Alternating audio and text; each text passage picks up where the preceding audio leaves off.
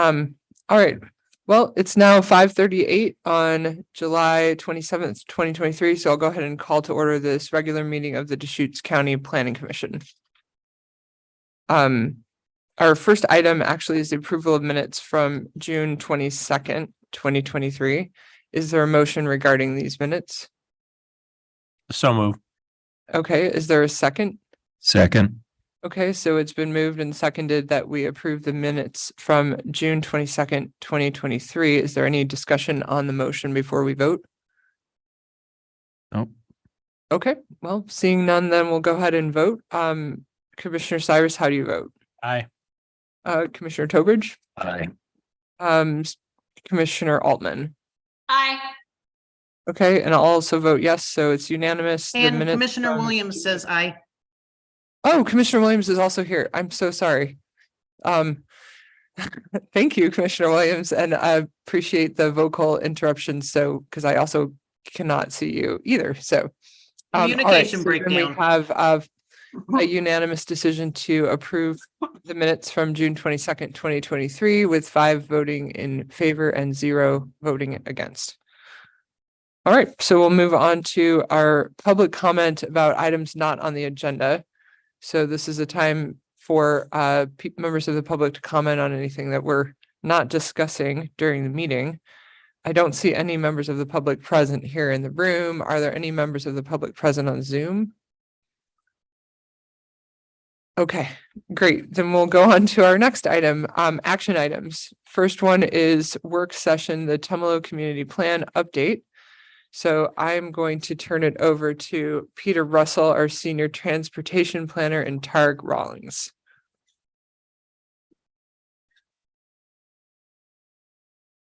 Greetings, planning commissioners and those who are attempting to watch from cyberspace. Peter Russell, Senior Transportation Planner Emeritus for Deschutes County. I retired effective June 30th, and I'm coming back and working on Tumalo Community Plan, the Transportation System Plan update, and other items as assigned. I'm being replaced by the amazing Tarek Rawlings, who's sitting over here.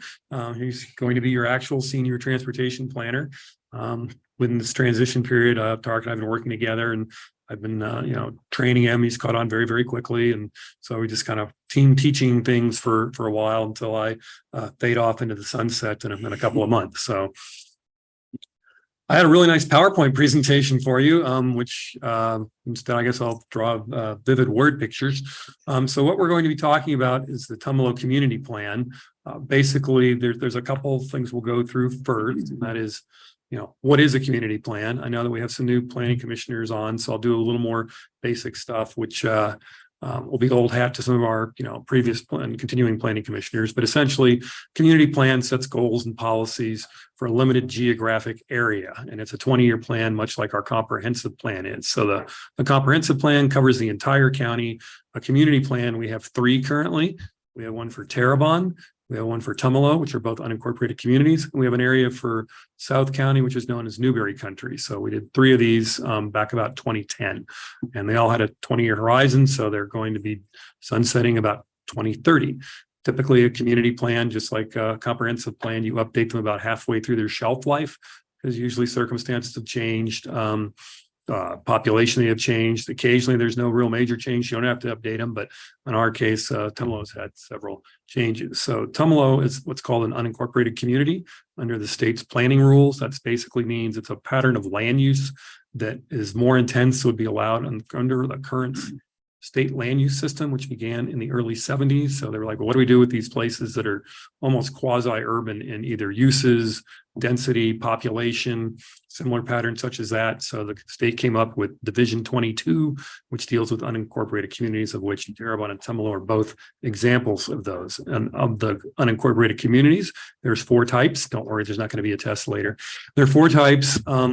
You've got resort, you've got rural service center, you've got rural community, and you've got urban unincorporated community. So for instance, Lapine used to be an urban unincorporated community. Now it's an independent city. Tumalo is a resort community, which means it's smaller, has some services for residents, but also serves some of the traveling public. So in 2010, we did a Tumalo community plan. And so the purpose of our work session, I'm just kind of telling you how this all, good job. I didn't have to say it. I just thinking he's already working on it. So what we've got is community plan we did in 2010 to 2030. Again, it's about halfway through its lifespan. So what we did saying, well, let's see if we want to update it. And there were basic changes to Tumalo. There's been different land use patterns. You've got, everything's in accordance with the current zoning in Tumalo. So one of the things I want to make sure that the Planning Commission understands, and also what those who are listening and attempting to watch understand, is that we're not changing the zoning. So a community plan is analogous to a comprehensive plan. It's a broad policy document. It's like does things at 30,000 feet. The actual mud on the boots land use occurs with the actual development code. And so Tumalo is under Deschutes County Code 1867. We're not touching 1867. So what the zoning does, it tells you what's allowed commercially, what's allowed residentially, what's allowed industrial, what's allowed in the floodplain, uses that are allowed either outright permitted or conditional. So again, that's all staying the same throughout the Tumalo community plan. So we're not changing any of the nuts and bolts of the land use system in Tumalo. It's more updating the broad spectrum. So now the question becomes, well, why are we updating the Tumalo community plan? So besides being about halfway through its lifespan, Tumalo has had an economic boost. Its population currently is approximately 575. So it's gained since 2010. There are land uses there that are more artisan in nature. So some of the community, it's still rural oriented, but it has some changes. So we have the Bite, wasn't there in 2010. We've had craft breweries show up. We've had cideries show up. We've had high-end leather goods show up, things like that. There's a wellness clinic there. So there are a lot of other issues and businesses that have developed in Tumalo. Also, we have some higher density residential that is traditional for Tumalo on the other side of US 20.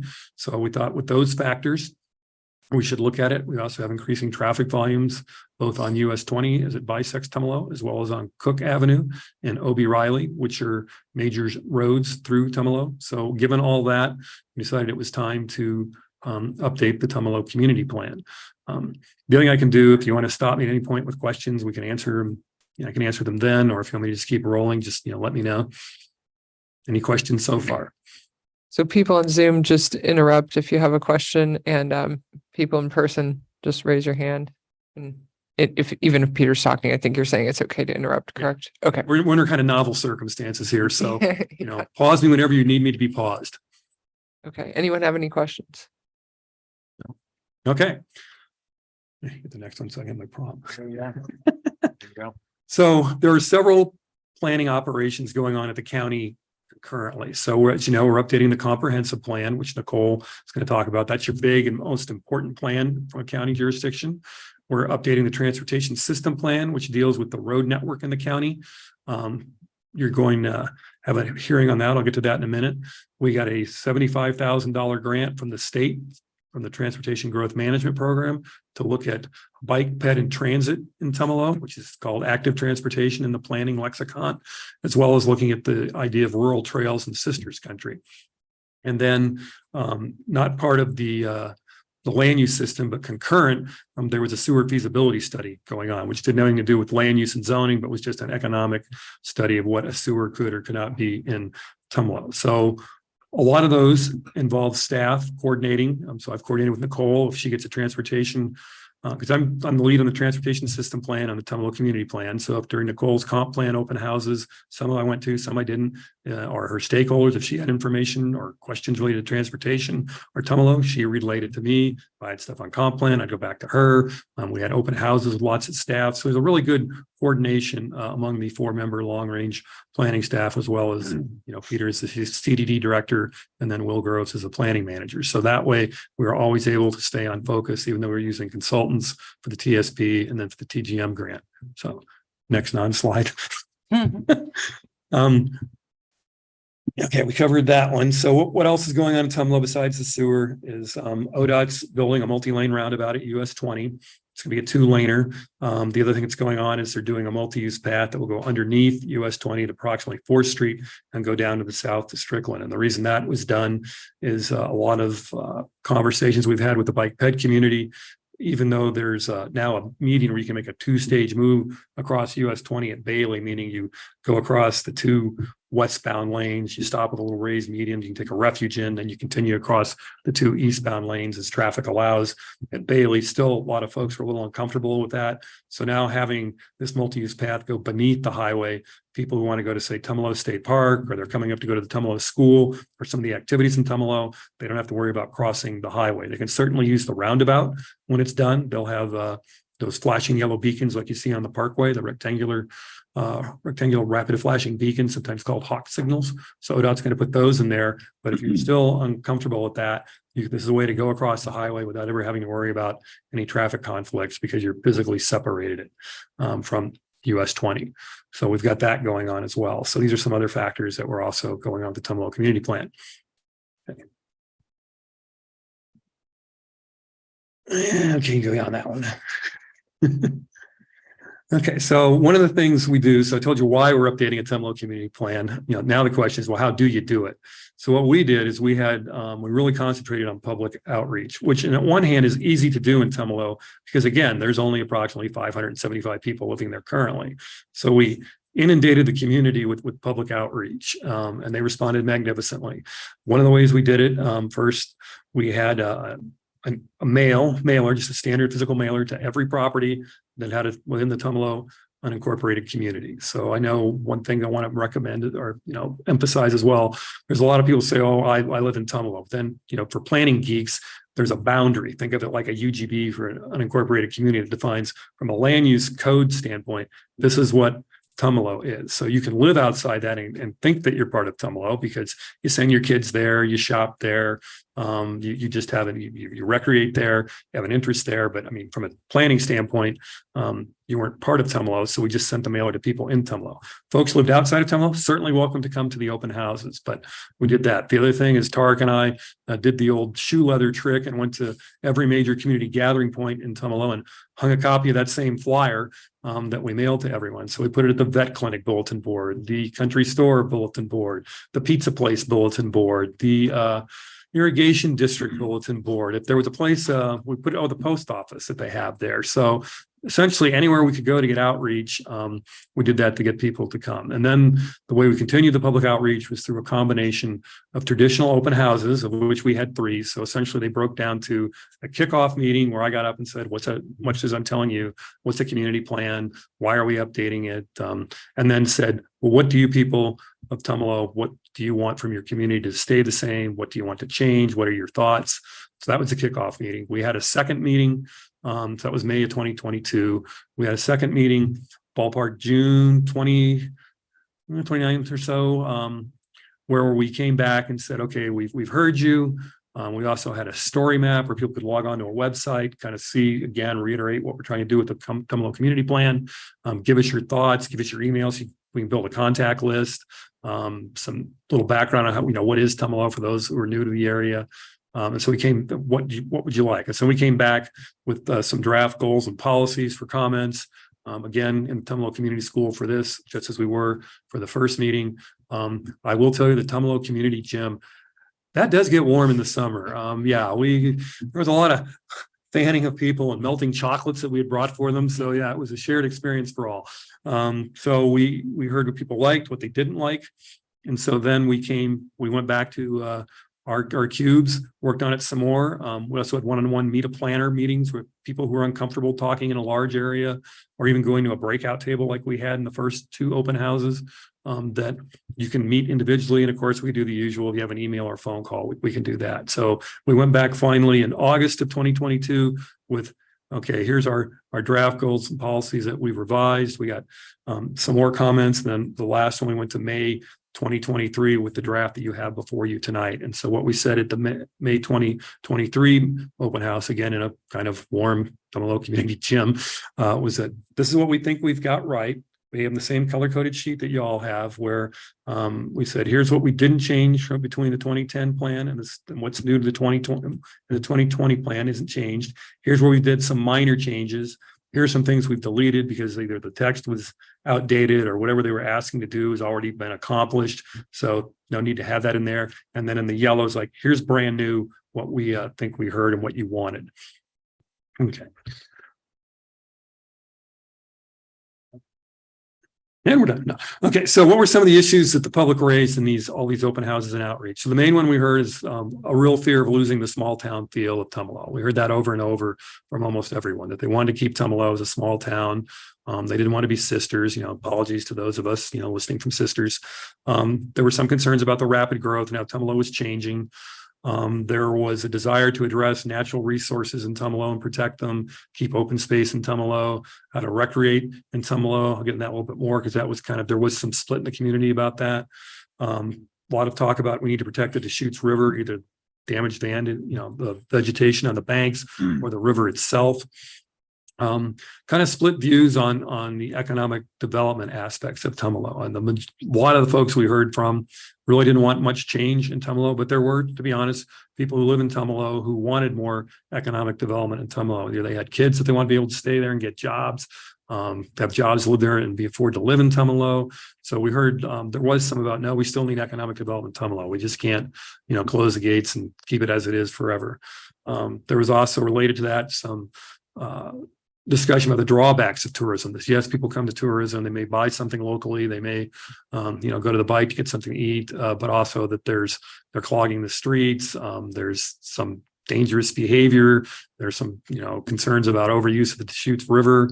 There's a pullout point for those of you who've been to Tumalo by the bridge there, where Tumalo Road comes across the Deschutes. That can be a kind of an exciting place to watch people park and pull out from and carry floaties around. So we did get some of that. There's also some pushback about it's on a state scenic bikeway, the Twin Bridges Scenic Bikeway. So it's some discussion about, well, is this a good thing or a bad thing? So like many things, it's a mixed blessing.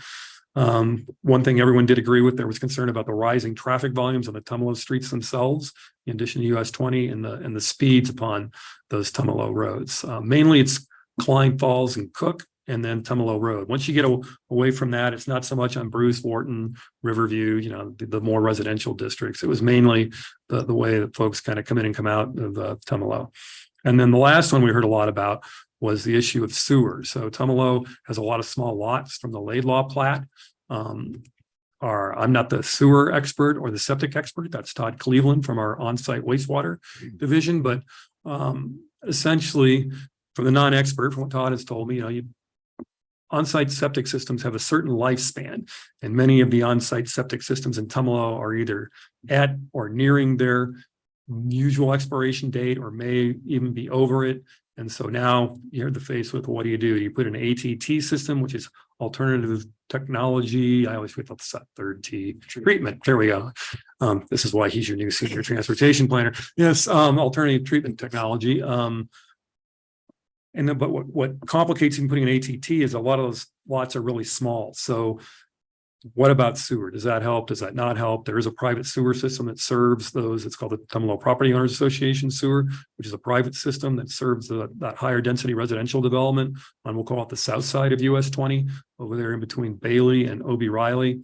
So there was concerns if that extends across US 20, what would be the financial aspects to a property owner? Under state law with public systems, if you're within 300 feet of a sewer system that is legally and physically available, you have to hook up. So for instance, legally means, are you in an established sewer district? That's one thing. Secondly, reasonably available. So if you're within a sewer district, but your home is, I'm going to make up some variables, is 300 feet above where the sewer pipe is, no, it's really not practical. But so there's questions about that. What if a sewer district comes in? Are we supposed to, do we have to hook up to it? What would it cost? And so while we were doing the Tumalo community plan, the sewer feasibility study was going on as well. So the sewer feasibility, that's not a land use aspect, but what we did is we'll put in policies related to the public's concerns about sewers, its costs, its effects, whether you're pro or anti-sewer, just trying to address that issue, because we kept hearing that over and over from the community that while some recognize, hey, we do need a sewer for public health reasons, others were concerned about, well, what does that mean to my checkbook every month? I'll stop there in case anybody has any questions. I have a question. What policies can we go specifically are in the plan, the new version of the plan that impact or address the sewer issue? Sure, I can do that. It's in the public facilities section. And so if you want the one specifically, as long as we're here, so you go to the public facilities policies and they're numbered. So the ones that really focus on sewer are basically number 8, which explores legislative approaches to preclude non-voluntary connections to private sewer systems. Number 9, explore with Department of Environmental Quality to determine whether a property owner can record a land use provision stating a private sewer is not lawfully available under Oregon Administrative Rule 340-040-0160 unless the landowner voluntarily consents to the connection. And then number 10 was prohibit private sewers in Tumalo unless the property owners of the lots in the Laidlaw Plat, Deschutes River Tract, and Deschutes River Home Site Rimrock Addition form a district and vote on the issue. The reason we picked those is if you look at a map of Tumalo, those are really your small properties are going to have the biggest challenge. There's Tumalo zoning with a 5-acre minimum. They'll have room for septic. Will probably not, be an issue for them. And again, nothing precludes the residents of Tumalo forming their own sewer district and deciding to have a sewer district. But for what we had heard, these are the policies that we went with that. Kind of related, but not specific to sewer policies 1 and 2. 1 is consider water and wastewater capacity when assessing development capabilities on individual lots in Tumalo. We already do that through Todd's on-site review program. This just made it a little more specific. And then the other one we heard, because we also had concerns about just environmental factors, was promote efficient water and wastewater systems and new development to manage water resources carefully. So those are the main ones are 8, 9, and 10 in the public facilities policies section. You get the sense that people will be pretty satisfied with those policies, or do you get the sense that, I guess I'm trying to think about how to facilitate the public's understanding of the difference between the sewer feasibility study that went on and like what you guys have put in place here in the plan to kind of, like you said, address some of those issues. Like, do you think people already kind of get that from the sense you got at the public meetings, or do you think people are going to come in to the public hearing kind of confused on that issue? So, and again, it's a complex issue, so I don't blame them if they are confused, but I would say a good number of people do understand it just because they've been great coming to a hot, sweaty gym, emailing us. So, and then going to sewer feasibility study meetings. So there's a goodly percentage number of folk who get the distinction between, okay, what's a community plan and how does that relate or not relate to a sewer feasibility study?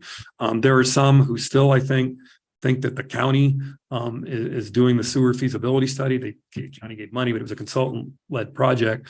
And then they think that the county is going to, have more of an active role in a sewer feasibility than we do.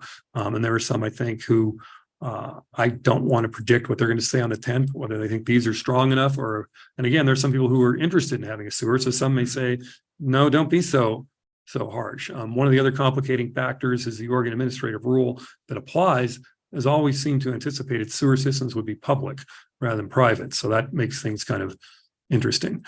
But I think most people have gotten the distinction between what we can and can't do in a plan. Let me ask the planning commissioners, what do you guys think? Is this clear the way it's been presented so far? Do you feel confused at all? I think if you are somewhat hazy on it, it might be helpful for the staff to hear because then they can refine their explanation. But if it makes perfect sense, then that's probably also good for you guys to know. What do you guys think? Commissioner Williams here has a question. Go ahead, Commissioner Williams. And then we'll hear from Commissioner Tobridge. True. And I'm sorry, I couldn't see him, so I didn't know if he had his hand raised. Right. I know that the businesses around Cook Avenue are interested in a sewer. And as a business, if you have to pay to connect, that's a business write-off. As a homeowner, if you are precluded and you must hook up because of the distance from the sewer line, is there a possibility, and I'm a South County person, so I totally understand the ATT and the DEQ and the cost of it. Are there any possibilities of a state or a county level grant to a homeowner to have to, if they have to hook up, is there grant money or could there be grant money that could become available? Well, that's a Todd question. I don't have an answer for that. As far as I know, there's not a grant program that does that. I'm not aware of anything that DEQ has for low income or not. So no, Todd, we can ask Todd before we come back to you on August 10th for the hearing, but I'm not aware of any. I don't know if the planning director Gutowski, he's shaking his head no, he's not aware of any. So I think in terms of, before we go to Commissioner Trowbridge, so Commissioner Williams, is there any way they can be more clear about like kind of what is their department as land use planning staff versus what would be more in the realms of like a Todd question? Is there a way they can refine that a little bit in the presentation to make that, because I'm guessing the question you're having and that reaction is probably going to be similar to things people in the public may have as well. So how can they maybe spell it out a little bit more clear? What's you guys's and what's Todd's? So what we could do, and see if Commissioner Williams may have additional thoughts, but when we get to our presentation, we can say, look, we know sewer is a hot button issue. We don't give grants for that. First off, you have to be in a sewer district. Currently, there's not a sewer district there. So that's step one. So, right now it's kind of an intellectual exercise because there is no sewer district. But secondly, we can just be, blunt about it and say the county at this time doesn't have any grants for, low income, and we're unaware of any states, but certainly we're always willing to work with the legislature and other relevant state agencies. But as part of the Tumalo Community Plan, we don't have that unless they want us to add a policy in here, which isn't land use, to say, use those classic planning words, explore if there are grant opportunities to help, low income or disadvantaged economic households with sewer expenses. Typically, it's not quite a land use one, but again, it's up to the planning commission. You could make that recommendation for such a policy, because again, what I want to be clear, this is staff's proposal. As it goes through the adoption process, the planning commission has a chance to say, we like this policy, we don't like that policy, tweak this, or we love it, send it on its way. I'm always an optimist. And then the board will have the final say so of what they want to do. So that's, partially it's your call. So Okay. when I had to put in an ATT system, I can't remember the name of the company, but there was a company that was associated with the DEQ that allowed for a very low interest rate, a plan. And again, it is through the DEQ, but maybe it is something that at a county level, at a Tumalo level, we could provide that information, because it's not super easy for people to find that on the DEQ website. Yeah. And when I pull up my records from a few years ago, I'd be more than glad to submit that to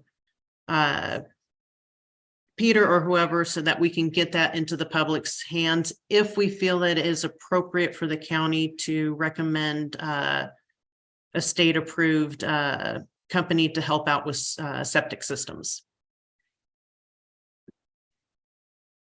Okay. So yeah, I think that would be. I And think this that would this be up to was you as a this staff, was or we could officially make that recommendation when we get to deliberations. yeah. But let's go to Commissioner Trowbridge now, just to get some thoughts on like how we can be really clear about this differentiation for people. One of my questions would be, I know I followed along a little bit with the Terrebonne vote to create a sewer district. And I know that was one of the big issues out there was, what do we do if I know you're not, for one, I don't think you're forced to hook up just because the system arrived. You can use your septic system until it's no longer usable, which most of them are probably, like Todd has said, they're getting to the end of their life span. And then there isn't room, like the old El Caporal out there. That's why that shut down. The septic system failed and it was not feasible. I think they needed more land is what I was understood. But I think that could be, I don't know but I think that's something that has to be figured out to, like you just said, to give the people resources. I think, there are options because at some point they're going to have to replace their septic system, and an ATT system is going to be $30,000-$40,000, especially if you have to do an ATT connected to a sand mound. That's one of the options in critical areas in South County where they will approve a system, but it has to be ATT treatment in the tank to a sand mound, not the leach field. So, so the problem is going to come either way. I mean, in my opinion,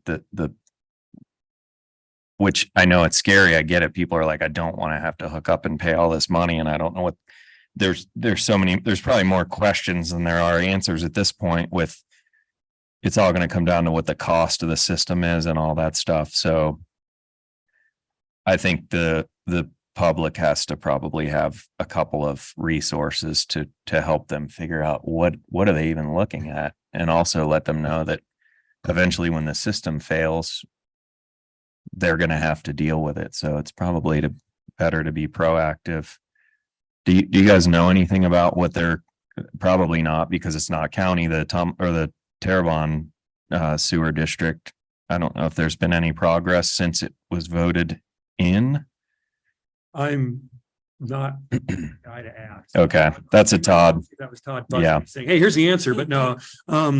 Yeah, I don't know. But one thing you said was a great point, is that I don't want to leave the misimpression that as soon as the sewer district is formed and you're in 300 feet of it, boom, you're hooking up. I mean, Yep. Commissioner Trowbridge is correct. It's when your system is, failing or getting fairly close to failing. So depending on how your system is doing and how old it is, you may have more short lead time, or you may have, years of lead time. Yep.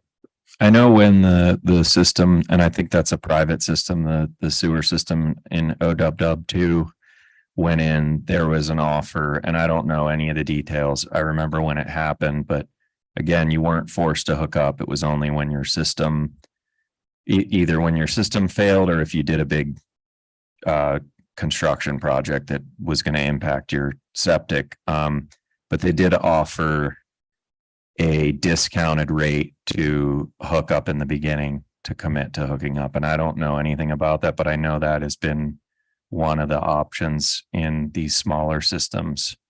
And again, it probably could, they had their numbers figured out, what it was going to cost, all that stuff. But I think anyway, those are all things, just educating the public, people that don't think about this stuff ever, because they are going to hit, maybe not them, but at a certain point, those septic systems are going to be done and there's no reviving them. I've seen that.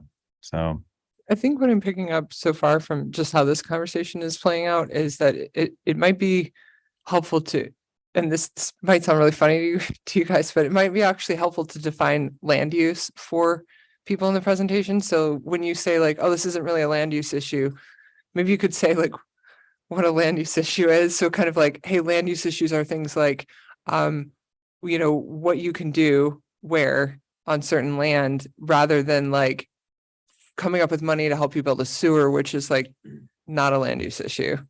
And typically the way we, sewer ties into land use is we do a site plan review, and Todd gets involved in that, about looking at the site. So it's not completely divorced. I mean, I keep threatening Todd that when we have the August 10th hearing, my first slide is going to be his name and his contact. Oh. Anything about sewer, this is where you go. I need, Todd always comes up, and this is my second meeting, and we need Todd at these meetings. Yeah, so maybe helping the public understand when you say like, okay, that's not a land use issue, it may be to people like us that's sort of like, why aren't we talking about the sewer? That's a really important issue right here. But I think if you define it, and maybe my definition's a bit clumsy, but define it in some kind of way that there's state statute and OAR and code definitions of land use that we can use. I think. Yeah, but maybe one that's in sort of common language, that's sort of, yeah, like, hey, we're talking about where you do things, like, or what uses you can do on these lands. Yeah, maybe. Peter? Yeah, thank you, Madam Chair. For the record, Peter Gutowski, Community Development Director. A couple of thoughts that I had in hopes that this is an excellent work session, because it's getting everyone thinking about how to prepare for the public hearing. And I think it was Commissioner Williams' remarks, and Chair, you might have followed up on it, where I think it's going to be important to take all the public feedback. And if we get comments, and it's possible, about the concerns that members of the public have about a private sewer district, that I think we receive them. And as opposed to getting into some of this minutia, I think deliberations will allow the planning commission and staff to navigate that testimony, but that's just a suggestion. Peter has done an excellent job, and the team as well, I think, in articulating in the draft plan how this process has received feedback on the septic on-site wastewater challenges and opportunities. And I think the plan is very transparent in that. The department is correct. The plan doesn't have a lot of authority on what will happen as it pertains to wastewater in Tumalo. But I think being open and receptive, if there are follow-up questions, Peter and Tarek and myself included, maybe we do try to have Todd here, or if the hearings continued, we can have Todd respond. But I think I worry about it's kind of revisionist here, where many of our the first community meeting that Peter helped facilitate and moderate was predominated by the sewer issue. And Peter has done an extraordinary job to try to decouple that. And if we're not careful, it'll, like a magnet, it'll just align back up. I will tell you that my understanding as it pertains to Tumalo and the sewer is the Laidlaw Water District submitted a letter earlier this year as I recall, to the Board of County Commissioners. And they said, respectfully, please don't make any decisions about this as if the board would make a decision, but please allow us as the water district to explore potentially broadening our authority and creating a sewer district. But they wanted to have the conversation with the community. And I think that's ongoing. And I would dare say, I think we could rely on that letter, which we have somewhere, that articulates Laidlaw's respectful exploration in that conversation. There's a lot of elements, and Patrick talked about some of those, that comes into the formation of the district and the role of what happens when a septic system meets its life cycle. But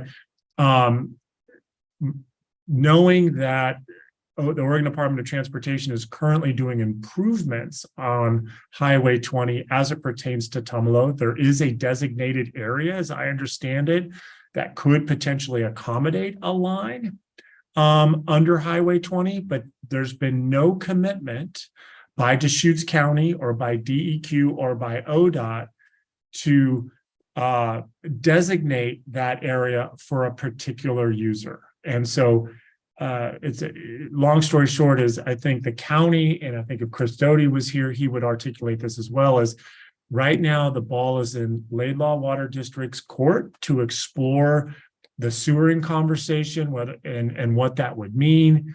And I think I'm maybe it's cautiously optimistic that I think that overture has allowed the community to become less reactive about what sewer could look like in the community, because it's the first time that a government entity, a quasi-municipal district, a water district, has made that invitation known, or that acknowledgement known, to the broader community and to the Board of County Commissioners. So I think it's diffused some of that tension, but I'm sure it hasn't eliminated it in its entirety. So I offer those remarks to the extent that's helpful, knowing that I'm hopeful that we get a robust turnout on the Tumalo community plan, given the level of involvement that the team, specifically Peter, has put forward over the last 12 to 18 months. Commissioner Cyrus? Yeah, from my experience in Sisters, when it added a sewer to that town, I don't think you can decouple the whole issue of land use and what it's going to do to the overall town, community, whatever, when a sewer comes in. I mean, we certainly have complaints about what Sisters has become in the last 10, 15 years. And that is 100%, in my opinion, as a result of the sewer allowing apartment buildings. All of this infrastructure that was limited and prevented or couldn't be put in place strictly because of sewage limitations. It took the cuffs off and allowed Sisters to explode in ways that most people don't like, but it all came down to a simple vote on yes or no on whether or not they wanted a sewer. It also probably had to do with the fact that it's a city as well, right? Because I don't think you could do that kind of development in a rural community. But I get it. Yeah. Well, but I see it as being the precursor. Yeah. I mean, once you've got the sewer, then you've got the growth that then becomes a city. Then it explodes. There's no one. Currently the sewage disposal is the limiting factor, and once you take the limits off, then those. Quite frankly, it's a discussion that community needs to have, is what they want their community to look like, because that is the only limitation at this point. Yeah, Peter. One thing that the planning commission could contemplate, again, we're getting ahead of we're preparing ourselves for the public hearing and public testimony, but Commissioner Cyrus is correct. You and Peter Russell and I were talking about this afternoon. You offer sewer to that community. It really allows for some real development opportunities within that rural community boundary. But one of the possibilities is, and I'm not trying to be presumptuous, but there could be a policy in there that, if at such time that a sewer district is formed or there is support for a sewer solution, that the community plan is revisited, because this plan right now, as facilitated by Peter and colleagues in long range planning, reflects largely the status quo as we understand it in 2023. And so that's a bookmark to the extent that this topic becomes more relevant, because that is such a catalytic, a catalyst event that it would warrant us re-engaging the community, because as Commissioner Cyrus noted, it would bring opportunities that are not presently available there today. Commissioner Trowbridge.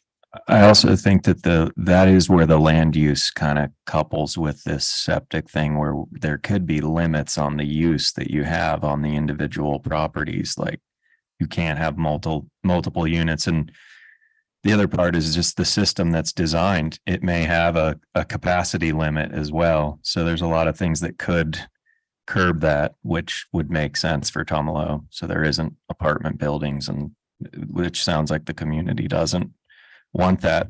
And another quick thing, not to get too far off, but I did do a quick search. DEQ does have a partner, a company called Craft 3, which is a nonprofit lender that offers affordable loans to either repair and replace septic systems and also help people hook up to nearby municipal. So I think there are options for people. And that is who we went through. Commissioner Williams here, Craft 3.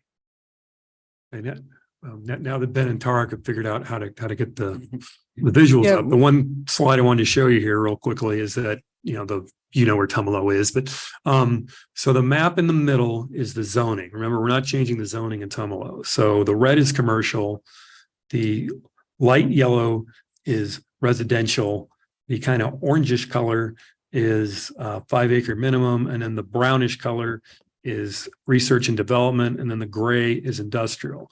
So then you kind of mentally shift to the map to the right. That's vacant and built lots currently. So if you're gray, you're built out. And if you're that orangish color, it's vacant. So again, if sewer comes, those are the vacant lots that could or could not develop, depending.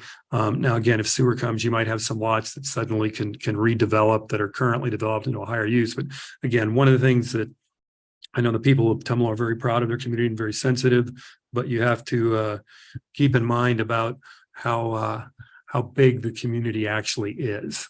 and what kind of area you have to work with. So back to where we were gonna go. Sure, I can change up there too. Oh, you can? Well, you're magic, man. No, just go back to where we were. Let's go to this one. Okay.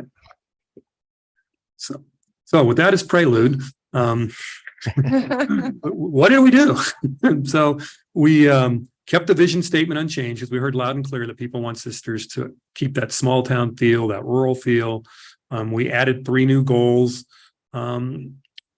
These are in your spreadsheet, and so we had 17 new policies in terms of the existing goals. We had changes to 3 of them, did some minor changes to 26 existing. No changes to 9. We had 10 policies that were basically deleted, either what they were asking for had already been accomplished or for reasons like that. And then you're like, well, how do we keep track of what is what? And so in your packet, you can look at, we don't have to do it tonight. I know you've got a lot on your agenda with the comp plan, but we have this color coded version that basically is kind of the cheat sheet for how to go through and what's new and what's different.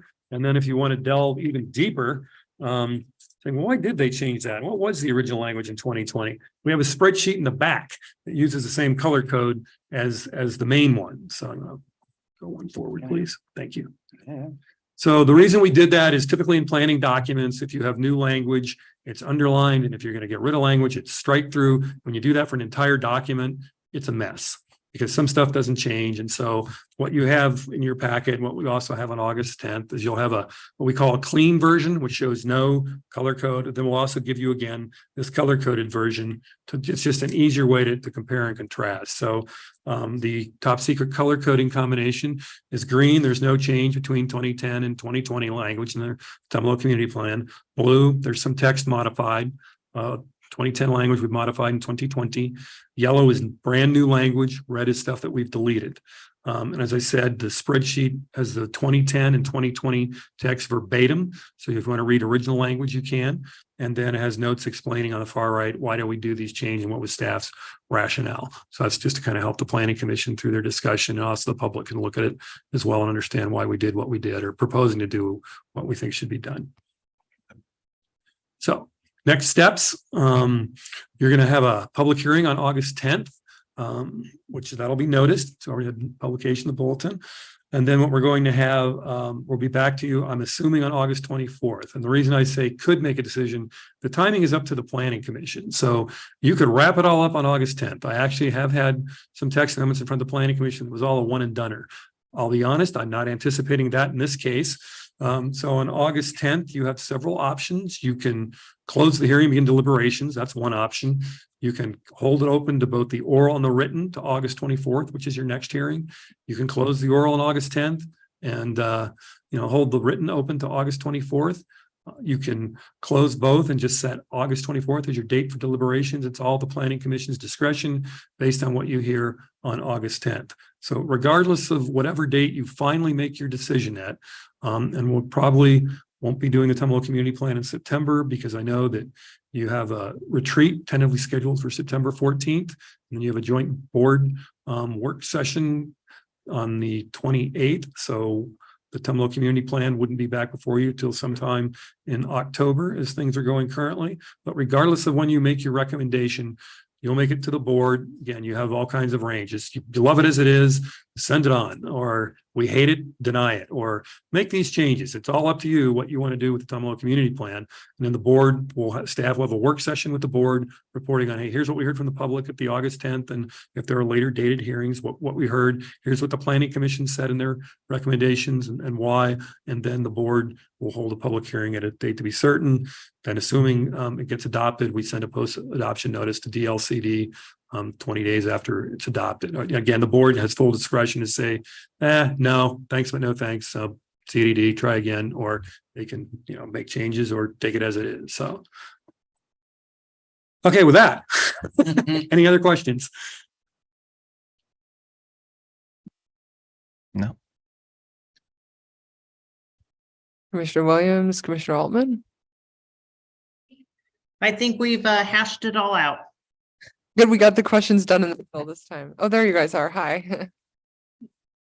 Okay, great. Thank you for a very clear and good preparation presentation and Thank you. excited to see you guys in 2 weeks. Thanks for rolling with the screen stuff. And we've got our directions to try and come up with a way to make it more clear about how sewer relates to the Tumalo Community Plan or how it does not relate from a land use standpoint. I mean, Good not luck to, with that. not to, Trying for about a year. I mean, not to beat a dead horse with it. But what Matt's said is true about that. There's that intersection of the two that, I mean, it's going to influence what the community looks like. Peter made a really good suggestion about, yeah, maybe we want to have a bookmark in there or something. Like, I thought that was really good.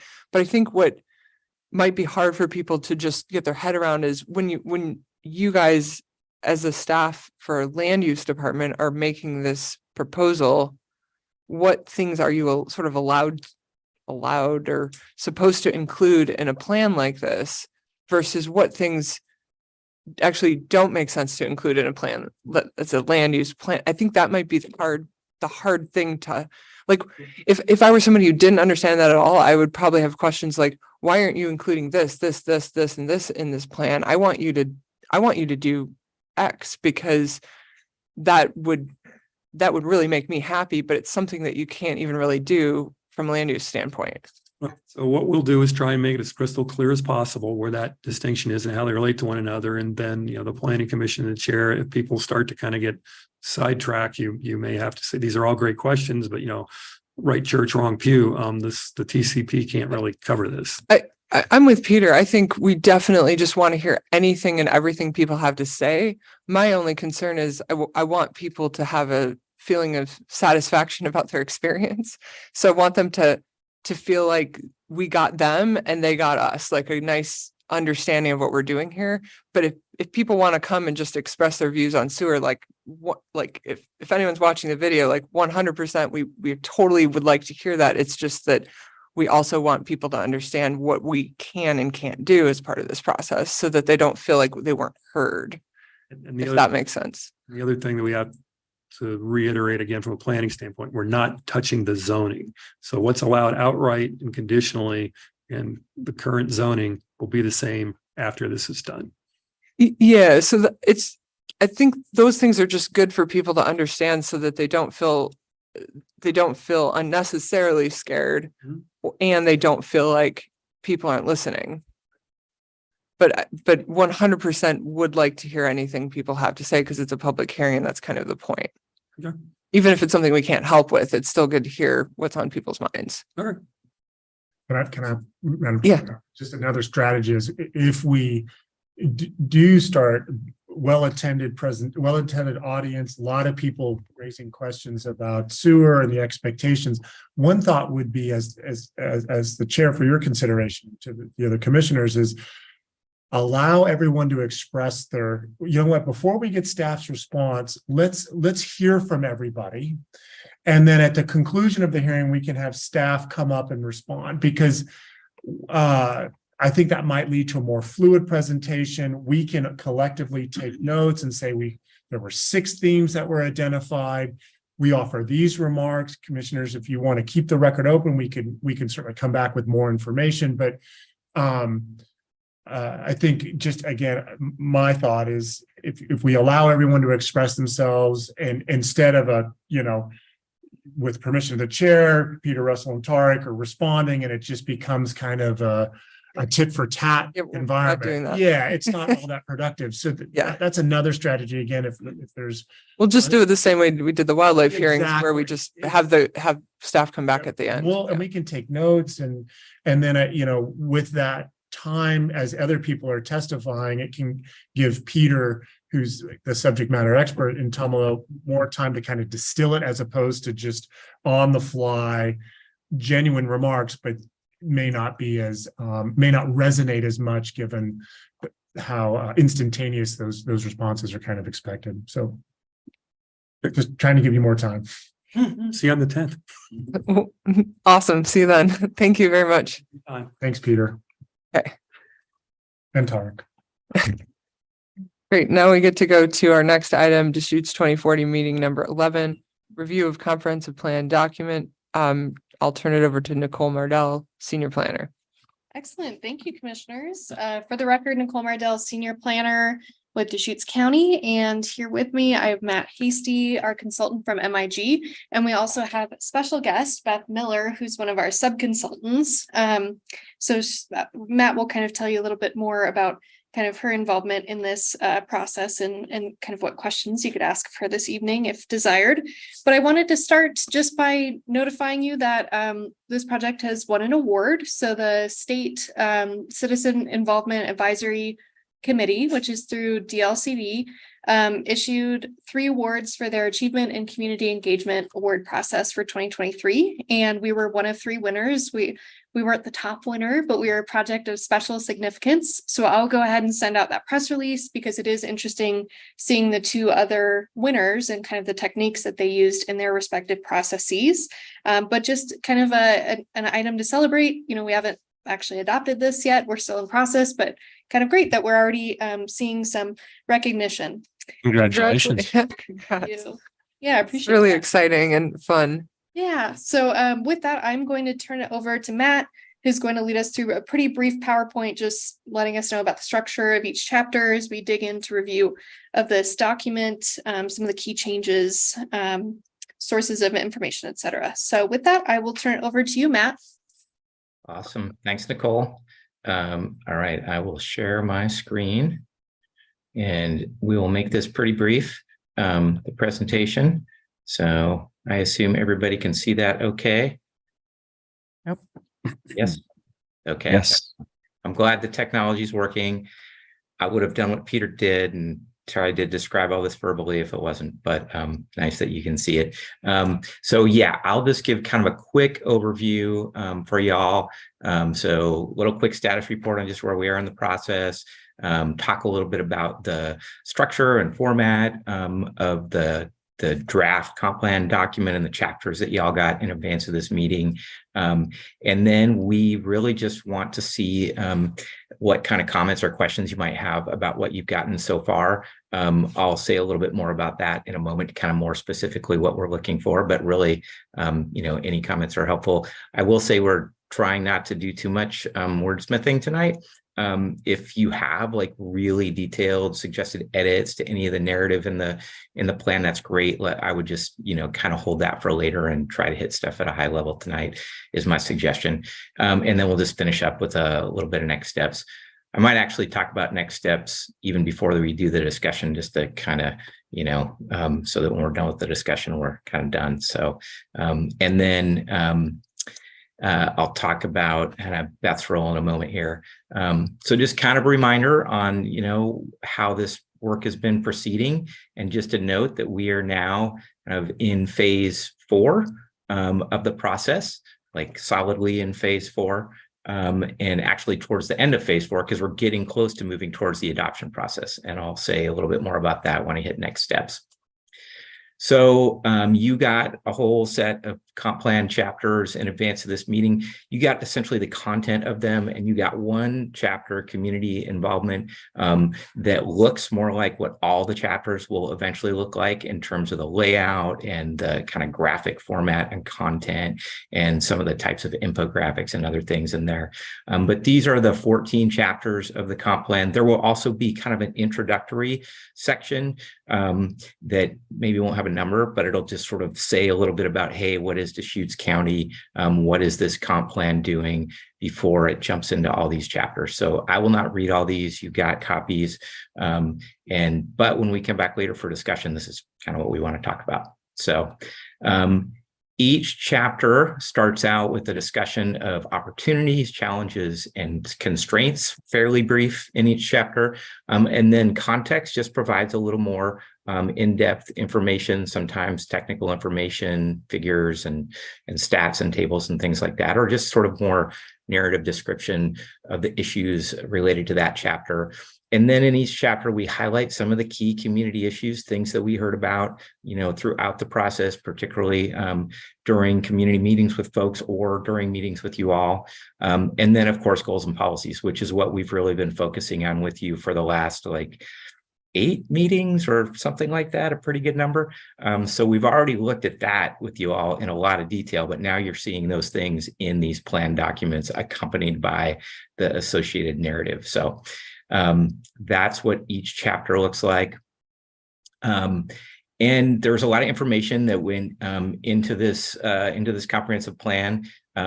The last item is pretty important, the existing comprehensive plan. So, that's where we started with a lot of the goals and policies and a certain amount of the narrative information and just the types of topics that are covered in each chapter, et cetera. And to some degree, the structure, although we changed it up a little bit. We produced a series of background reports early in this process to try to summarize key information, data, issues, et cetera. So we did that early on so that we would have that information to help guide the rest of the process. And now we are pulling that information into the comprehensive plan. We conducted some additional research and analysis along the way, and Beth and her firm were instrumental in some of that. So I'll talk about that in a moment, just a little bit more. Obviously, the community engagement we conducted is a big source of information related to key community issues and kind of where we landed on a lot of goals and policies, as have been the discussions with you all. And then I'll talk just a little bit in this presentation about agency comments.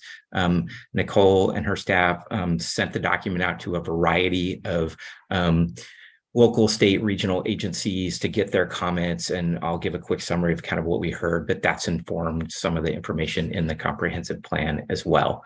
And I already talked about the existing comp plan. So just a little bit more on the agency stuff. These are the folks on the left who did provide comments. There are the agencies that provided comments, and they commented on a number of things. Some of them were just terminology or definitions of things. We got some comments related to park and trail development from Bend Park and Rec District. We got some comments around open space and scenic views from the city of Redmond, and also, I believe, from the ODF&W.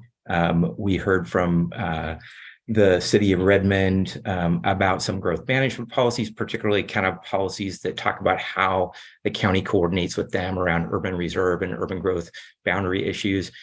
We had a couple of comments from folks I labeled as caveat concerns. That was basically policies where we said, here's something that we're going to do with the resources we have, or we had added, there's lots of times comp plans that have some qualifying language around specific policies. And in a couple of cases, commenters said, well, we think it's really important you do that, period, and maybe you shouldn't have the qualifying language. So we often get those kind of comments in a comp plan process. So I'll just note that there were some things that people commented on that they said, this could be a policy or maybe it's an action.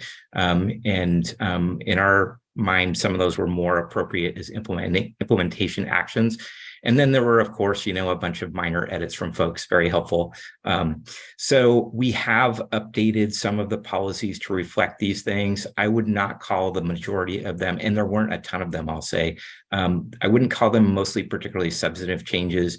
We can talk more about what those were, and we're keeping track and a record of those as we go along. So we can say more about those later or at a subsequent meeting or when we deliver a revised draft of the comp plan to you. But we just kind of wanted to note all this. I will also note that there were also some organizations that reviewed the document and told us, hey, it looks great. We don't have any comments, or at least they told us we don't have any comments. And hopefully they said it looks great. City of Bend, Deschutes County Solid Waste, and Oregon Park and Rec Department were in that category. And then there were a variety of other agencies we sent. When I say we, I mean Nicole and staff sent the document to, who just didn't comment. So Confederated Tribes of the Warm Springs, although staff did meet with them earlier on.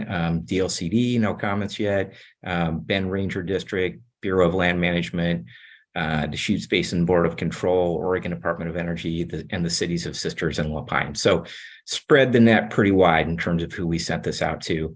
And that's kind of who we heard or didn't hear back from. So, Just to sorry. So these are just kind of the groups that we sent, and I should give the disclaimer that we only sent the goals and policies. We didn't send the full document to them, but those that we haven't heard back from, we're just going to keep trying to engage throughout the duration of the process. So yeah, hopefully we get some comments, especially from our cities, partner agencies, et cetera, as a lot of the current goals and policies as drafted relate to coordination. So we'll continue to work on that. Awesome. Thanks, Nicole. So just in terms of kind of what we'd love to hear from you all tonight, really any feedback you have, but hopefully at a substantive issues and at a fairly high level. If you have comments about the level of detail in a given chapter being sort of too much or too little, we're interested in knowing that. We tried to kind of do this at a level of detail we thought was appropriate, not go too overboard, not include too much information that would be out of date quickly. But we'd love to hear that. Gaps, if there's a lot of stuff here. But if you think we missed anything important, we would obviously like to know that. So in just a moment, we're just going to kind of turn it over to you for comments and questions. And we're going to start with, even though they're not the first 3 chapters in the document or the list, or the numerical sequence, we're going to start with natural hazards, natural resources, and energy. And that's partly because those were some of the chapters that Beth and her firm. So Beth's with the Good Company, which I think is now part of Parametrics. Yeah. And so those were some of the chapters they focused the most on in terms of some of the research and information that's in those chapters. The Good Company does a lot of work around sustainability, among lots of other things. But that's kind of where some of that information landed in terms of the chapters. So we're going to kind of suggest that we hit those chapters first in terms of any comments you all want to talk about or questions while we have Beth. And then I think I'll probably let Beth go for the evening. And then I'll sort of do what I can to answer any other questions or just take your comments. So that's sort of the order we'll plan to go in. So I'll just kind of, like I say, I'll cover next steps now, and then we'll kind of jump into the discussion. So address your comments. We are now working on the formatted or laid out versions of all of the chapters. And as we do that, we have an opportunity to update some of the content as needed. So over the next essentially 2.5 weeks, that's what we'll be doing, is further updates to contents and finishing that formatted document. And then ultimately, as you all know, for an action like this, a legislative action, the county has to send a notice to the Department of Land Conservation and Development to say, hey, we're about to do this thing. That has to happen 35 days in advance of the first public hearing. So that will be going out before long, and at about the same time, or even a little earlier, actually, I think, just distributing the comp plan for review in advance of that first Planning Commission public hearing. So giving people plenty of time to see the entire document, and then conducting 1 or more hearings with you all, then board hearings, and along the way, making changes to the document as needed. And the last thing I'll say is something that we're working on, which is sort of I'll call it a policy tracker that tracks all the changes we've made to the original or the current comp plan policies through this process, kind of what we did, when we made them, et cetera. So we don't have that quite done yet, but we're working on it, and we'll have it done within the next couple of weeks as well. And I think that'll be useful for you all, but anybody really, if they say, hey, where'd this policy come from? Or I don't see this policy anymore that was in the earlier version of the comp plan. What happened to it? Why did you change it? So that's just a note that we're working on that. And I think that'll be pretty helpful for folks. I hope.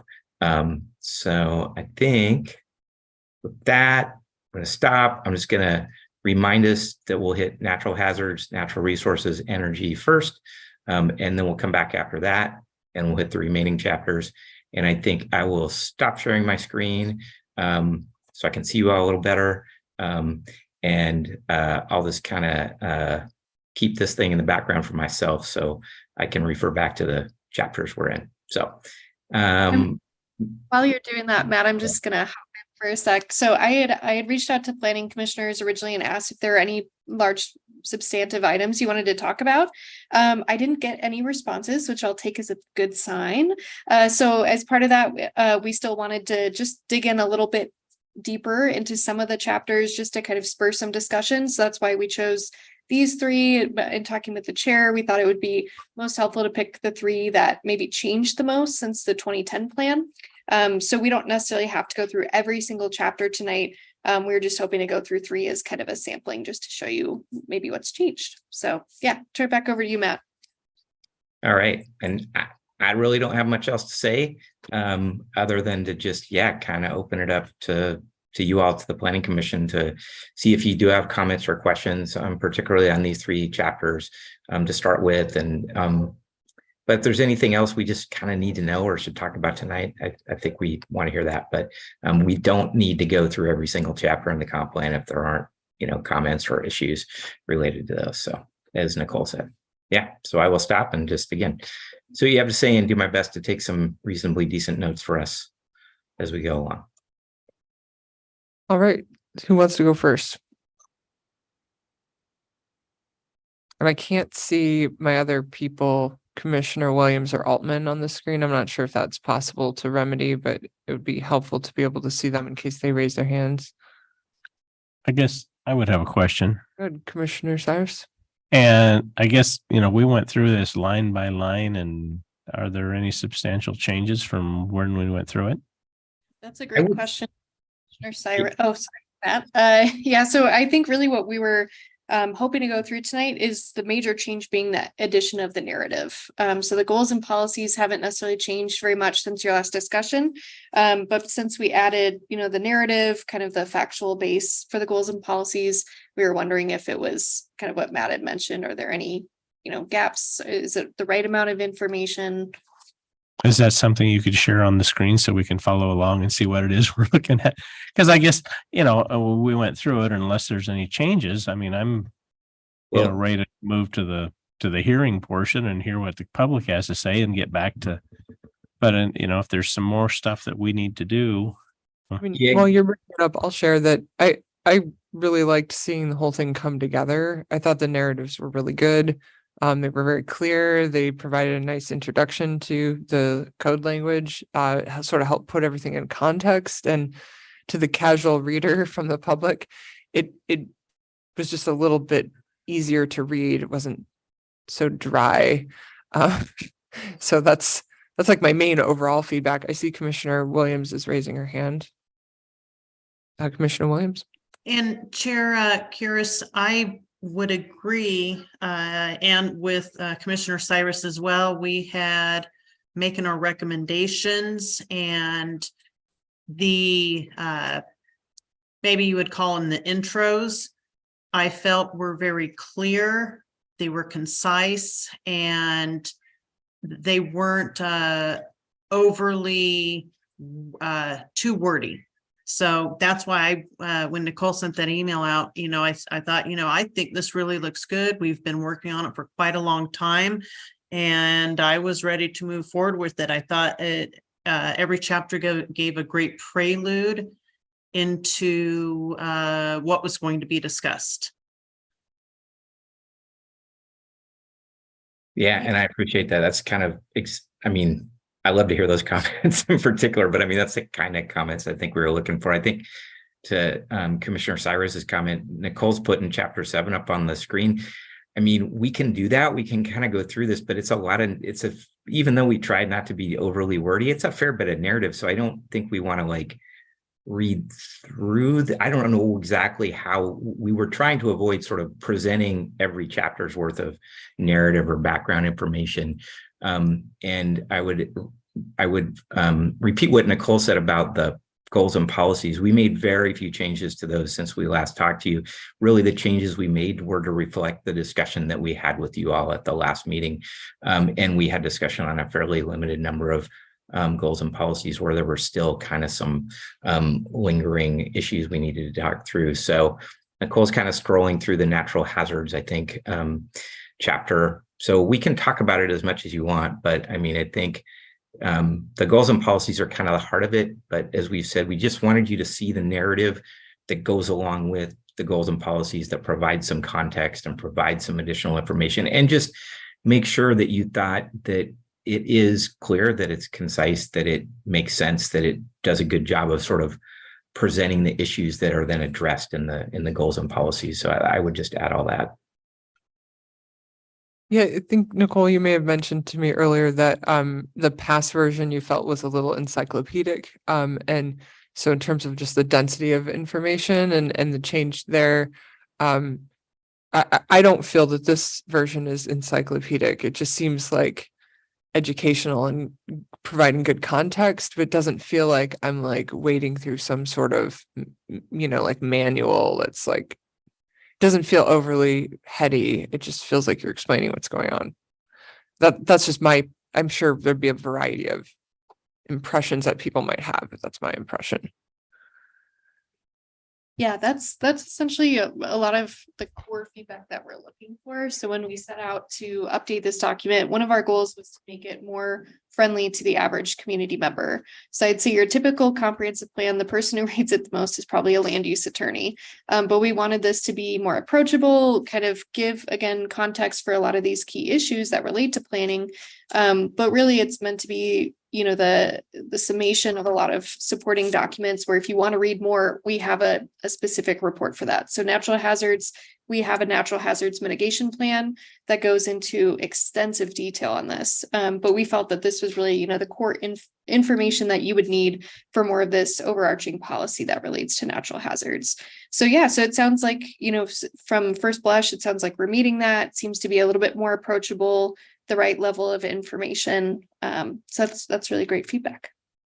And at the risk of talking too much, I'll just say one other thing, which is that that next version that you see will hopefully be even a sort of more so in terms of what people said, because it will have more graphics, more infographics. It'll just be visually a little more interesting and easier to read. And so that community involvement chapter gives you a sense of that. That's kind of what the rest of the chapters will ultimately look like. So we're really trying to do our best to, not make it overly heavy and to just make it something that somebody might go, oh, that looks good. Oh, I understand. Yeah, I understand that. So Nicole's scrolling through that chapter. So that eventually they're all going to look, at least graphically, they're going to look like this. More photos, more graphics that try to explain things visually, etc. So I guess a question for the Planning Commission, do you feel the need to go through the other two chapters that we mentioned? Or are you feeling generally pretty comfortable and would like to see it all put together in the more visually engaging format and head into the public hearings in October? Commissioner Cyrus? Oh, what I'm seeing looks beautiful. I think you guys have done a nice job. I haven't read through it all yet. I will take the time to do so. Other people's feedback. I mean, I think it's actually sort of reflective of all of the kind of really in-depth discussions that we did on our previous meetings, that there's not a whole lot that people want to say right now on the really high eagle eye view. So our Commissioner Altman and Commissioner Williams, are you guys kind of feeling like also like it would be okay to move along with this, or do you want to engage more about any of the chapters or take us more closer look at any of the chapters? Yeah, at this point, and I would reiterate what Nicole said, a reason why you had received a commendation on this project. It's been very thorough, very extensive, and I did not read every single word of this part, but I read a good majority of it. And again, it's very clear, it's very concise, and it's layman's terms where I feel the majority of people who would choose to read it will understand it and especially the majority of the statistics, the graphs of, from like 2000, 2010, 2020. I think it's very gettable. I think it's very understandable. All right. Anyone else want to comment then in that case? All right. Wow. It's unusual for us. You're making it very easy on us tonight. We appreciate that. No, and- you folks made it very easy. Yeah, that's what I was gonna say. As well as Nicole's team. Well, I'll say that at the start of this project, Peter Katowski told us this needed to be, and he expected it to be, an award-winning project. So he set the bar really high for us. And you're already like on that track. So that's pretty awesome. It's pretty rare I work on a project where you actually get an award before it's done. So yeah, I mean, and I would say huge kudos to your staff on that. So yeah, thank you. Well, I mean, it's good to try to do your best on things, so that's pretty awesome. All right, well, I guess if there's nothing else, then I'll keep the meeting moving. Congratulations again. And with that, we'll just go ahead and move on to our next item, which is number 5, Planning Commission and staff comments. Let's by now. Let's see if Peter Gutowski has anything he would like to share. I do have 3 items to share with the Planning Commission. Thanks, Madam Chair. I think this was in the weekly update that was sent on Friday regarding the mule deer inventory and the desire to have engagement with the Oregon Department of Fish and Wildlife. The board has set that work session and it's for August 23rd. So just wanted to, that'll be on the Friday updates we send to you, but I just wanted to, with all of you here, I thought it was worth reminding. I don't have a time, but that will I think it's approximately 40 minutes is being set aside for a conversation with ODF&W staff and the board. To my knowledge, as of right now, they're not taking public comments, so it's just an opportunity for the board to engage in ODF's mule deer update of their management plan. Second item pertains to the destination resort text amendments that were initiated by Central Oregon Land Watch. And yesterday, the Board of County Commissioners, in a 2-to-1 decision, supported the amendments as proposed by Central Oregon Land Watch. There are some general revisions to clarify the amendments to the greatest degree possible.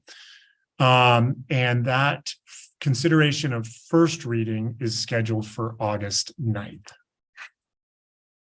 The last thing that I wanted to bring to your attention, it's not an issue that's going to be before the Planning Commission, and it's I don't have a hearing date yet. And Nicole and I have been working on this. I've been spending a lot of time on this particular topic. It's transitioning to Nicole. It pertains to a petition to incorporate a new city in Deschutes County. And we'll give you more information as we evaluate it and send out notice of application. We have to essentially, you treat a petition for incorporation as a land use decision. And this is due to some Supreme Court decisions that occurred in the 1980s. It came out of the Supreme Court was involved in the Rajneeshis. I don't know if anybody watched Wild Wild Country, or there's some Oregonians who've been here quite a while may remember that. We used to sell potatoes to them. Okay, well, in any event, small world. There was some that decision from the Oregon Supreme Court found that when one submits a petition for incorporation, they have to demonstrate that they can comply with the statewide land use program and county comprehensive planning and implementation ordinances within 4 years. So it's a very rigorous obligation. And we don't see in the state of Oregon many new cities. For the context, the last city to incorporate was La Pine in 2006. They're still transitioning. County is helping with most of the land use there, right? Well, we still manage the roads, and there's still quite a significant partnership there with the city of La Pine. Yep. Damascus incorporated in 2004. That was through Metro's process. Damascus is near Happy Valley in Clackamas County. They have since disincorporated in 2020. So if you exclude Damascus, the next city to incorporate was Kaiser in the 1980s. And Kaiser at one point was inside the city of Salem's urban growth boundary. So it doesn't happen a lot. This petition is the petition to incorporate the city of Mountain View. It is the size and scale of this incorporation is enormous. It is 5 times the city of Bend. It is east of the city of Bend, and it extends beyond Milliken. Most of the land that's being considered for incorporation is federally controlled. It is a very unusual petition. And the thresholds for a petition to incorporate are quite low. You fill out the form, you have to get 20% of the voters who are on the voting rolls, and you submit a petition. And the petition was accepted by Steve Dennison, our county clerk, the petition was received in February. The petition was approved in April. And because it has to be processed as a quasi judicial decision, it will eventually go to the Board of County Commissioners. For the last, I'd say, 3 to 4 weeks, CDD has been in coordination with legal counsel in terms of how to process this. We just don't have a lot of experience. We haven't done one since Lapine. There's approximately 160 people living in this area. There are 27 dwellings out in this area. There's no exception land in this area. So it is an unprecedented petition, and it is an unfunded responsibility that has fallen on the Community Development Department. So they submit a petition, and if it's accepted by the county clerk, we have to evaluate it. And so Nicole's going to be leading this effort. We think that we'll call it notice of application. Notice of the petition will go out in the 1st of August, around the first week of August, to affected property owners. I can't remember precisely how many. I think there's 600 tax lots out there. It will go to service providers, utility, there's no special districts out there, but it'll go to service providers. We'll get comments back as we do for normal kind of land use applications. Commissioner Trowbridge is as familiar as is Commissioner Cyrus. So you submit an application, we get comments back, and then because this has to go to a public hearing with the Board of County Commissioners, we will send out a notice of public hearing. What we're anticipating, and I'll just say this generally because the dates aren't confirmed yet, and I'll give the Planning Commission an update at your next meeting, but we anticipate needing to go to the board in early August to debrief them on this petition, just as I've done with you, and then they ultimately have to sign an order announcing a public hearing date and time. And so we think that will occur sometime in early August. And then the hearing, all things being equal, will likely be in September, mid to late September, as we understand it today. So more to come, and we will certainly, and Nicole can take the lead here. I've been coordinating extensively on this just because of its significance and our responsibility to set up ultimately an analysis of the economic feasibility study and their land use findings as it pertains to the statewide planning program. And there's numerous statutes and administrative rules and the case law that I was telling you about that involved the Rajneeshis in the 80s. There's even case law in the 70s that help provide a framework for us to analyze a proposal of this size and scale and various characteristics. So that's my last update. Happy to answer any Where in the questions. world is this city again? Like, It- what are the boundaries? I know is it centered around Milliken? It is, I can provide you, once we get the maps up, we'll Okay. provide you more information. But it is essentially, it's 265 square miles. To put that into context, like New York City is 300 square miles. So it's enormous. It's 169,000 acres. It includes kind of a mixture of federal land. Yep, federal land, rangeland, Pine Mountain Observatories in it.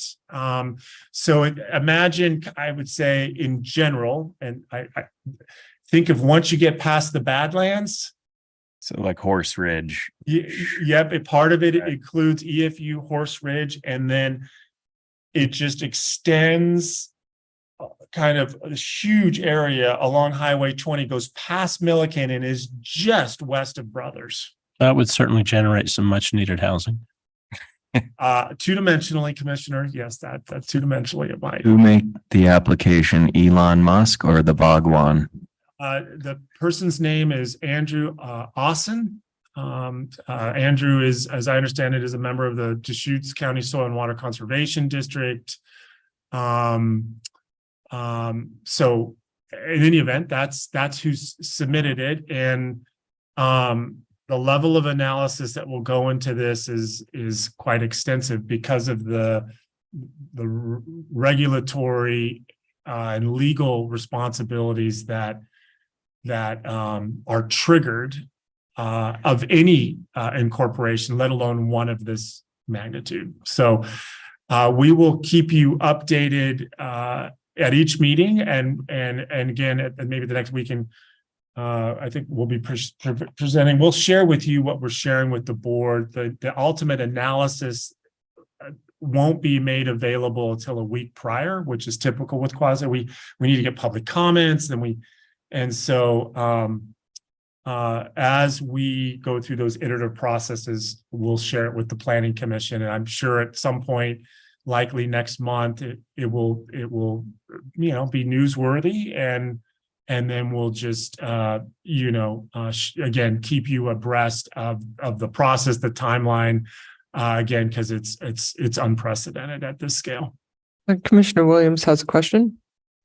So I wanted to confirm that a population of 160 people over 600 tax lots consuming 265 square miles wants to incorporate, if I understood your numbers correctly.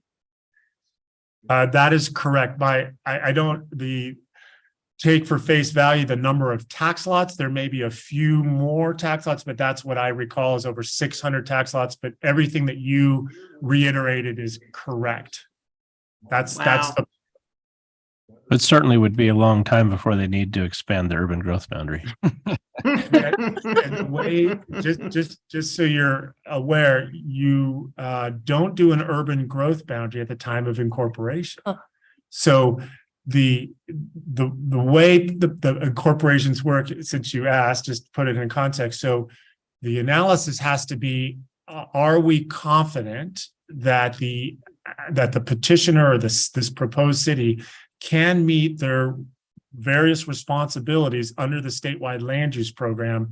Under rule, it's within 4 years. There has to be confidence and substantial evidence in the record that support that. If there is, and we haven't done that, we're still, getting our arms around this petition, then they have 4 years to create an urban growth boundary, and an urban growth boundary would then be in all likelihood, it would probably be a subset of that area, but it is very rare to have an incorporation boundary, let alone of one of that size, that has an urban growth boundary that's smaller. More often than not, you have UGBs, and the city limits are coterminous, like Lapine, or the UGB is just beyond city limits by a few hundred or a few thousand acres, like what we see in Sisters, Redmond, and Bend.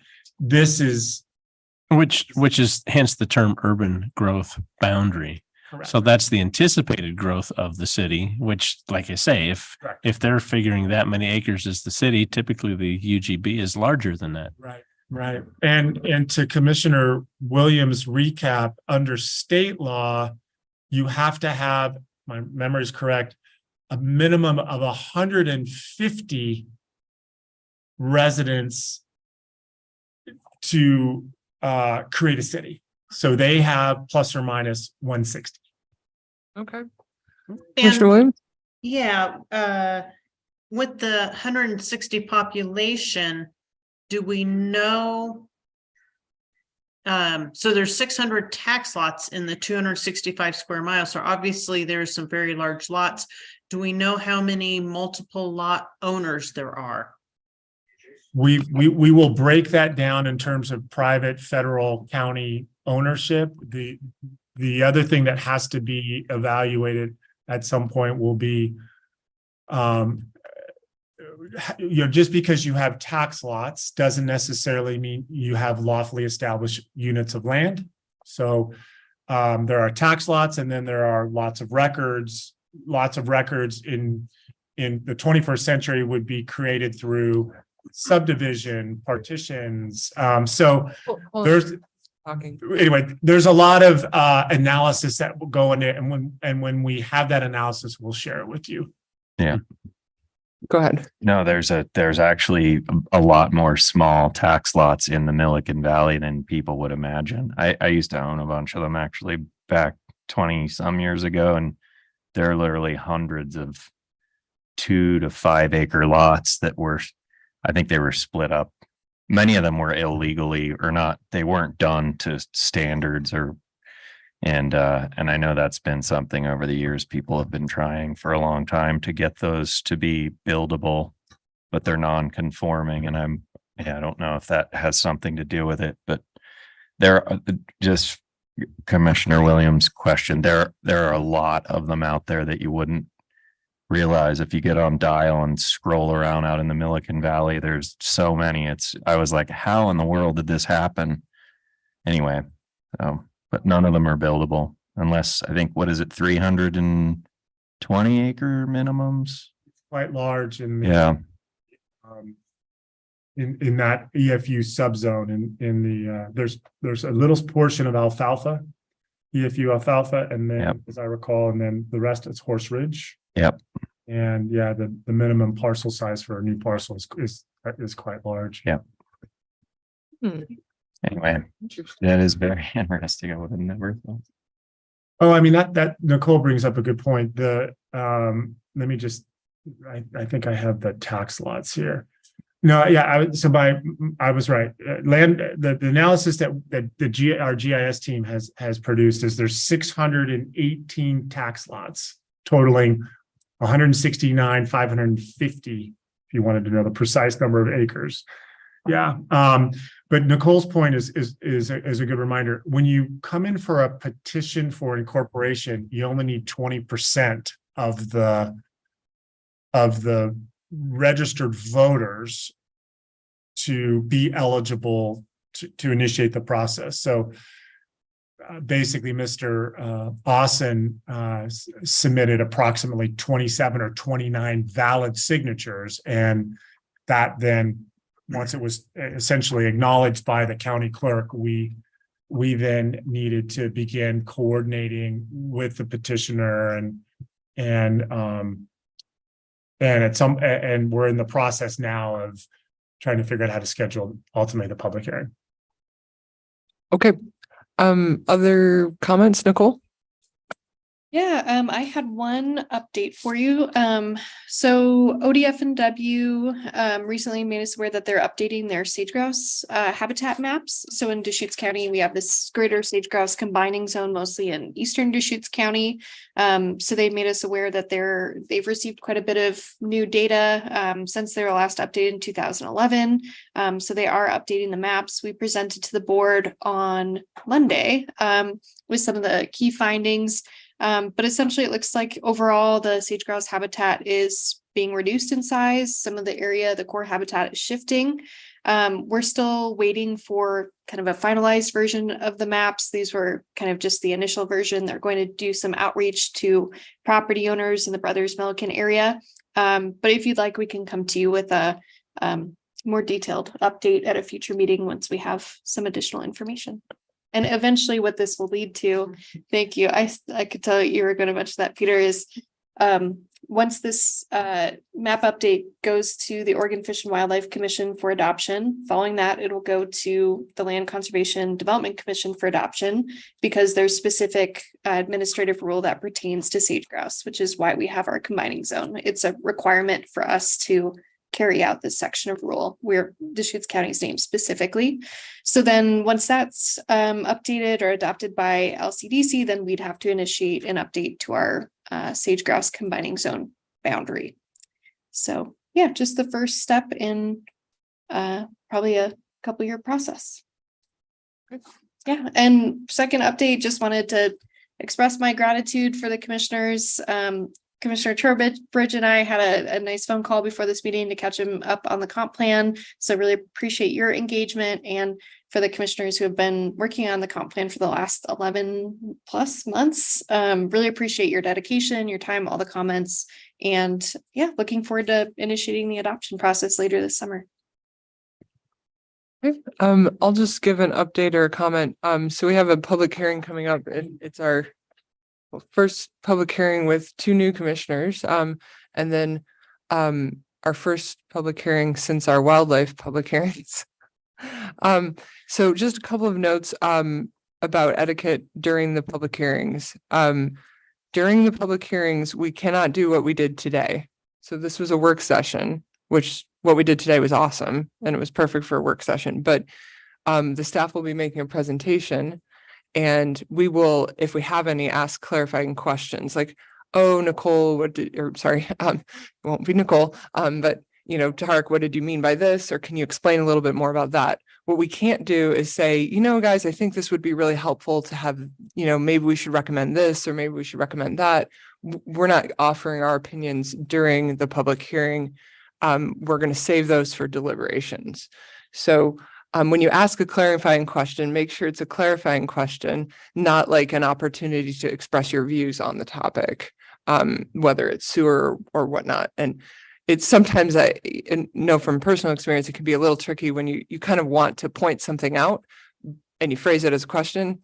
We're just trying to stay away from all of that. And if you have something like that, just jot it down and then save it for the deliberations. So we really want to give very much the impression that we're being receptive, and we're not here to give the public information, except for if it, insofar as it helps clarify something. But we're not here to give them our opinions, I guess. We're here to hear their opinions. Got it. Is that making sense? Yeah. Okay. You guys, Susan's off and on. She sent me a text. Her reception is going in and out. So It's going to be around this same time, that hearing. Correct. It'll be at our regular meeting Okay. in 2 weeks. I'm going to be in Tokyo. How fun. Yeah, That's but good. I just checked. It's going to be around 11. So Yeah, so you might be, I might be able to zoom in yeah, I mean, 11 a.m. Yeah, 11 a.m.. I'm going to try. if you're not too busy doing fun Tokyo things. See if I can get the record for the furthest zoomer to a meeting. Probably would be. Yeah. And so also, like, you can always watch the video later too, and I usually find those helpful. Oh yeah, for anyone, if anyone happens to be listening, we're gonna do our regular thing of asking for 3 minutes of public testimony, and will we have our Zoom timer yet? That's a good question. We will coordinate with you beforehand. That sounds Getting an affirmative nod in the back. okay. Okay, yeah, just because that was asked for, and so we might as well do it. And if it makes it easier on us to moderate it, then great. Okay, We saw it So, on the last meeting, where we had our 2 new commissioners. We actually had a little time clock up in the corner. awesome, very good. So Commissioner Williams, do you have any comments? I applaud Peter and Tarek for working through communication breakdown and given still a great presentation about the Tumalo update. And was glad that Nicole and her team were able to have the communication so that we could really engage with Peter and Tarek. We're just starting to get into that. And with Nicole, we're really starting to wrap it up. So kudos to the tech team to figuring it all out. Commissioner Cyrus, do you have any comments? Yeah, I'd really mostly just wanted to congratulate everybody on the award and nice job and thanks for all your hard work. Commissioner Trowbridge? Yeah, I second that. Great job. And so far what I've read through with the comp plan, I wanted to follow up with that. It's very easy to read. I do read complicated stuff, so that was really refreshing. I can't use it for insomnia. That's a compliment. Okay, great. And Commissioner Altman mentioned she does not have any comments, and her reception's going in and out. And so I believe that's everyone. Unless anyone's got anything else, I will go ahead and at 7:23 adjourn the meeting. Thank you. All right, we did it. That was good timing.